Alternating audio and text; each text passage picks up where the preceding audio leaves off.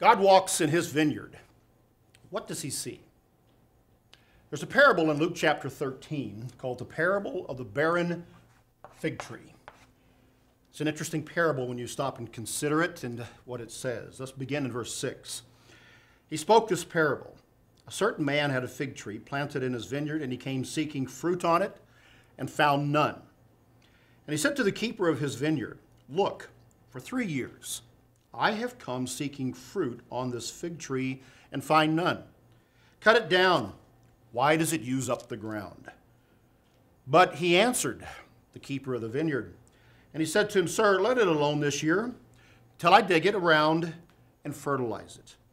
And if it bears fruit, well, but if not, after that, you can cut it down."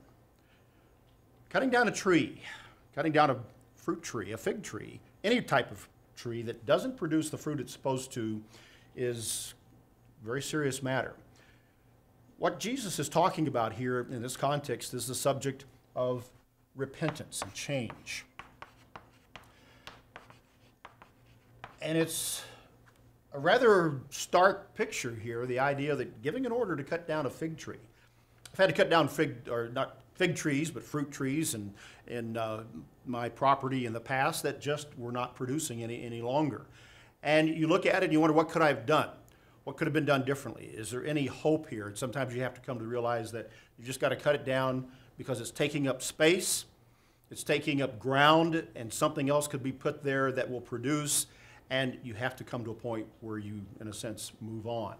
And I think Jesus is saying this here when it comes to our lives and our purpose. We are supposed to produce. We are to produce fruit. We are to be useful. We're taking up a place. We're taking up a position. And God is very merciful. God is very compassionate in his working with us. But as this particular parable shows, repentance and change is necessary to bear the fruit that is important.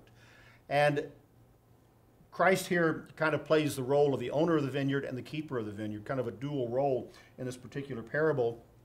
And he shows that dual nature, that of being compassionate and patient, but at the same time, there will be judgment.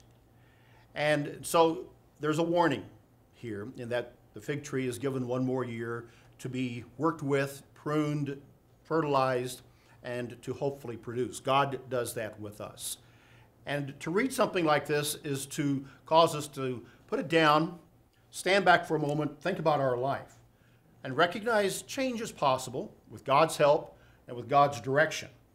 But God also expects us to change, and we must do that because the God we serve is not only patient and kind, but he's also a God of judgment.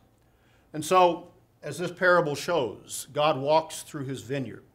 He walks through our life. He observes us. And as in the case of this fig tree, the question can be put to us. As God walks in our lives and walks with us, what does he see? Are we producing that fruit?